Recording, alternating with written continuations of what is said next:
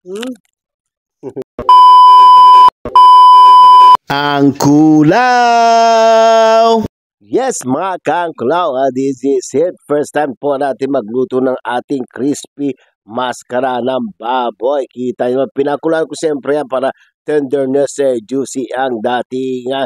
Of course, siyempre, at then nagagutom po ang ating angkulaw mamaya dyan. At kakain ng gulay muna kasi medyo matagal ang proseso. And then, ayan na nga, pinagpapakulo na nga pala ako ng mantika dyan. At siyempre, rerekaduhan natin at siyempre tusok-tusok ng ating pork mascara. Oh, yan na nga. Hindi napudutan ang photo line and person. Siyempre napapati. And then pipunta natin na nga pala siya sa ating kumukulong mantika. Ha? Pag mahika, uminom ng kumukulong mantika, patay ang bata. Of course, charano. Yeah, kita nyo naman.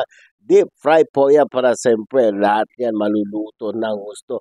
Kita nyo naman yung resulta. Siyempre may magic po tayo dyan. Pampakrispiness yung sabaw niya po.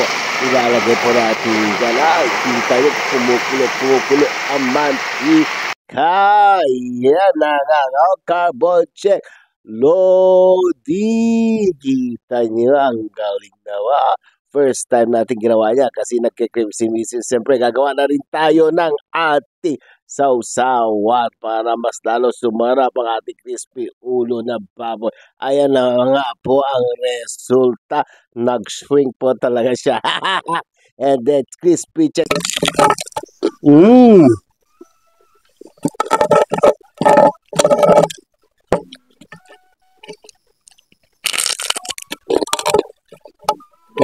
Ay. Yan. Ma, try mo. Crunchy nga. Ito ano? Awan, may crunchy check mo.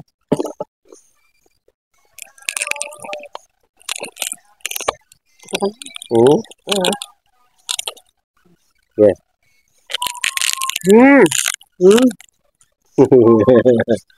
Iyo yan. At syempre siya nagkikrave ng ating crispy ulo. No, yan, siya na nauna kumain kahit hindi pa na-chop yung ating mascara. Siyempre, i-chop po natin na yan. Kita nyo naman. Walwagin na natin yan. Taga-chop lang tayo dito para mas masarap, mas marami tayo kakainin. Siyempre, hindi na tayo kailangan bubuhatin pa ang isang crispy ulo na yan. Kukuha natin para finger foods ang datingan. Siyempre, kapatwan ng person dyan. Kita nyo naman, di tayo nakakain, okay?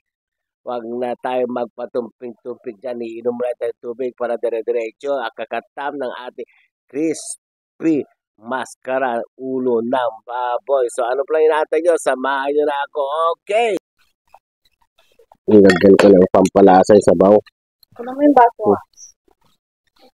Hindi, nandun mo, ate. Ano, ate? Linggots.